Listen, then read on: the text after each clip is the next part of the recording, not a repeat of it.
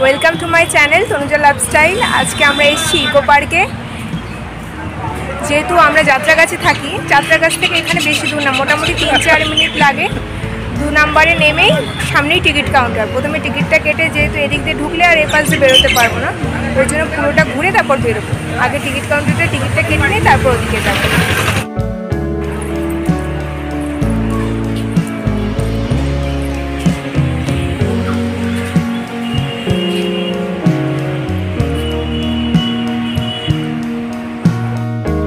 তোমাদের এখানে এসে কেমন লাগছে একটু বল। লাগছে, খুব ভালো লাগছে তো।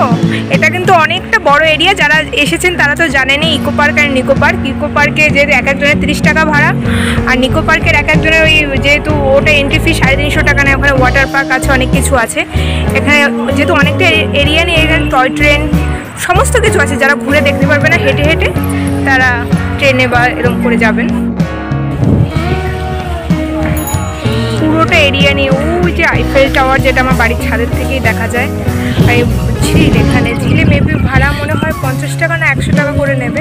পুরো এতটা ঝিল এরিয়া নিয়ে আমরা যেহেতু 2 নম্বর গেট দিয়ে ঢুকেছি। যারা যারা আসবে বাসে করে যাত্রাগাছের দিক দিয়ে বা ওদিক দিয়ে আসবে, তারা 2 নম্বর গেটেই নামবে।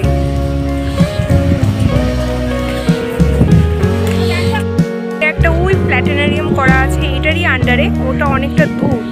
ওখানে মেবি 350 টাকা করে এক একজনের ভাড়া নেয়, ভেতরে এন্ট্রি ফি। আর এই বোটে এক একজনের পার হেড একটা আছে, মানে মোটামুটি 30 মিনিট 20 মিনিটের জন্য এক একটা ভাড়া নেয়। 30 মিনিটের জন্য 300 টাকা এরকম এখানে রিচার্জ আছে। তবুও আমি সমস্ত কিছু ডেসক্রিপশানে দিয়ে দেবো।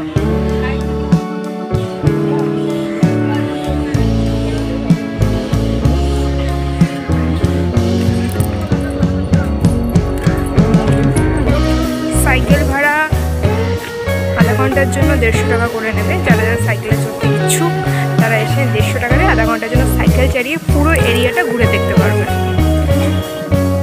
আমরা যেহেতু হেঁটে হেঁটেই দেখবো, কেন কি আমার মা যেহেতু শাড়ি পরে আছে, পিসি চালাতে পারে না, ওর জন্য আমি আর একা চালিয়ে বা কী করবো। ওর জন্য পিসি বললো কি চল আমরা 3 জনে হেঁটে হেঁটে পুরো এরিয়াটা ঘুরে দেখবো। হাঁটা শুরু করেছি, এখন সবে মাত্র হয়তো 10 ভাগের 1% আমরা এখনও হাঁটতে পারিনি। তো পিসি তোমার কেমন লাগছে? ভালো লাগছে। মা তোমার কেমন লাগছে? আমার ভালোই লেগেছে। আগে একদিন এসেছি আমার মেয়ের কাছে, তখনও নিয়ে এসেছে। আবার ননদের সঙ্গে এলাম, এখন আবার নিয়ে এলো।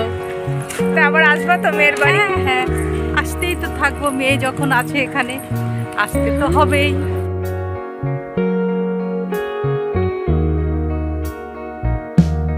এই গাছগুলো হচ্ছে হোস্টেল পাম্প। খুব সুন্দর দেখতে, মনে হয় কি মাথার ওপর থেকে চুল ঝরছে, এত সুন্দর লাগে দেখতে।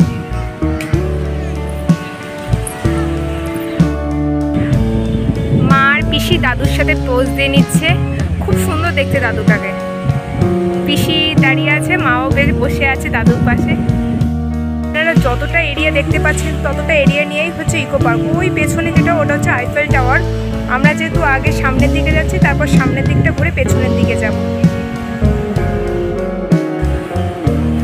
শুধু সবুজ আর সবুজ, মানে নিউ টাউন সল্টলেকের মতো জায়গায় ইকো পার্ক বা নিকো পার্ক। ইকো পার্কটা বেশি সবুজ, এই জন্য এতটা বেশি ভালো লাগে। আমরা এখন যাবো হার্বাল গার্ডেনের দিকে আর সোলার ডোমের দিকে। আগে ফার্স্ট টাইম যাবো আমরা হার্বাল গার্ডেনের দিকে। দেখুন এদিক থেকে হার্বাল গার্ডেনটা শুরু হয়ে যাচ্ছে। এখানে বিভিন্ন ধরনের ভেষজ গাছ এসব আছে। তো পুরো এরিয়াটাই আমরা যাবো। আগে হার্বাল গার্ডেনটা ঘুরে নিয়ে দেন আমরা যাবো সোলার ডোমের দিকে।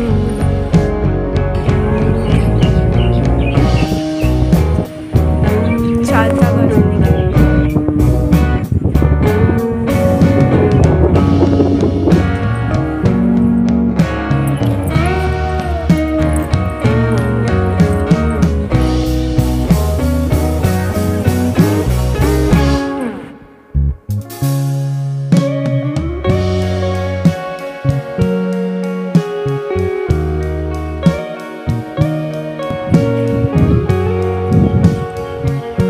গাছের দিকে চারিদিকে শুধু গাছ।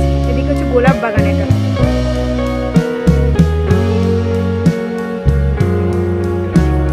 আমরা যেহেতু হার্বাল সাইডের দিকে এসেছি, এদিকে শুধু গাছই আছে।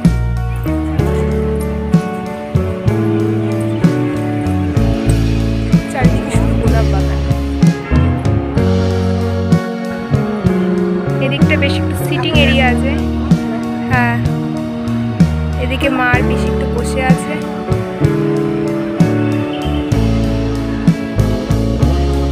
এদিকে সুন্দর একটা স্ট্রাকচার মতো করা আছে। এখানে যেহেতু গেটটা বন্ধ আছে, এখানে ফটোশুট সবাই করতে পারবে।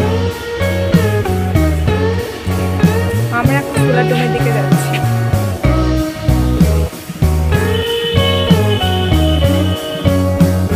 এই মিস্ট গার্ডেনের ভিতরে কত সুন্দর সুন্দর চালতে ধরেছে।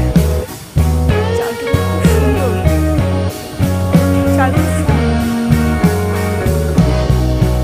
এখন আমরা যাচ্ছি মিস্ট গার্ডেনের দিকে। দেখা যাক মিস্ট গার্ডেনে কি কি আছে।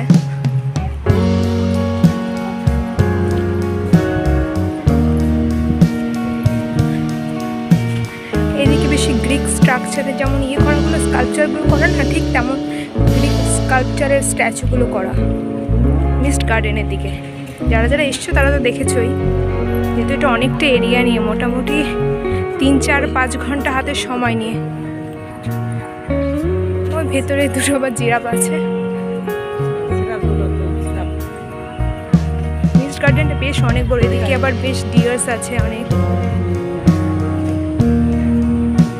ডিয়ার্সের দিকে আমরা জিরাফের দিকে যাই। জিরাফটা দেখি কতটা লম্বা করা।